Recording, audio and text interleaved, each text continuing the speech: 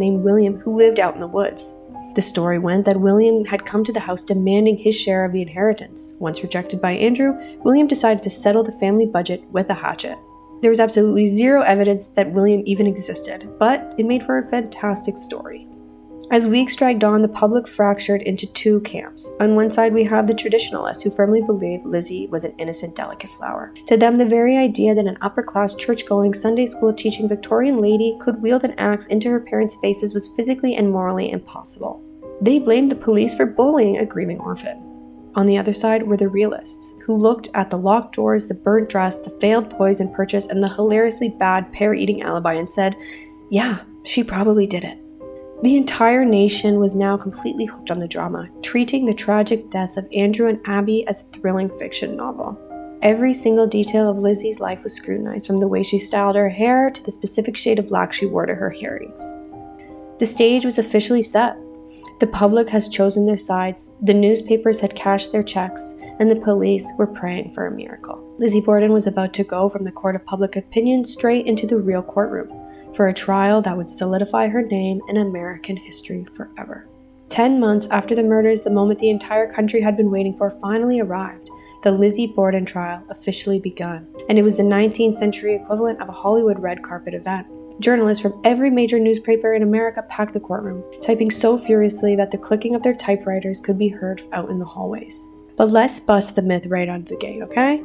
A lot of people think Lizzie was judged by a jury of her peers, implying that it was a mixed jury of local townspeople, which is not the case. At the time, Massachusetts law strictly prohibited women from serving on jurors. Lizzie's fate rested entirely in the hands of 12 middle-aged, deeply traditional, all-male jurors. Most of them conservative farmers and tradesmen. Her defense team knew exactly how to play this to their advantage. Lizzie's legal team was an absolute powerhouse. Her lead attorney was George Robinson, who just happened to be the former governor of Massachusetts. Robinson also personally knew the judges proceeding over the case. The prosecution team went into the trial with a mountain of circumstantial evidence, but almost zero forensic certainty. They laid out what they had and hoped for the best.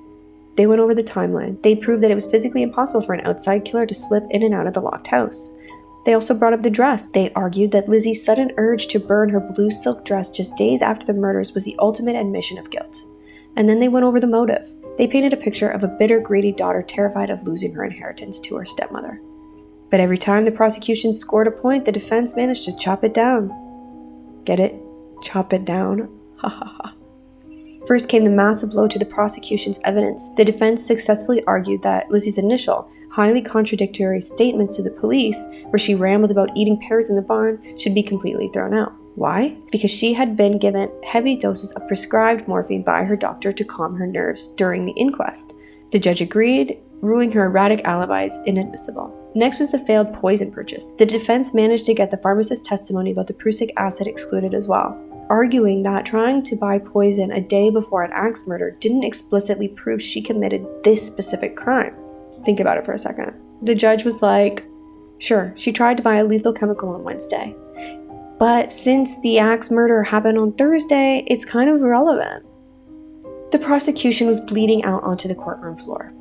Desperate to inject some hard evidence into the room, the prosecution decided to go for maximum shock value. They brought out Andrew and Abby Borden's actual skulls, which had been exhumed and cleaned for the trial. They wanted to demonstrate the precise angle of the hatchet blows to prove the killer had to be someone of Lizzie's height. This led to the most dramatic theatrical moment of the entire trial. The moment the blankets were pulled back to reveal her parents' fractured skulls sitting on the evidence table, Lizzie Borden swooned and elegantly fainted to the floor. Whether the faint was genuine horror or a masterclass in Victorian acting, it worked flawlessly. The all-male jury was just eating her up. The defense heavily leaned into the axe head controversy. They pointed out that the police's supposed murder weapon, the handleless hatchet, had been thoroughly tested by a Harvard chemist who found absolutely no blood evidence on it. Where's the blood, gentlemen? Governor Robinson boomed to the jury. The prosecution had no answers. Me neither. Outside the courtroom walls, the newspaper war reached a fever pitch. Journalists were no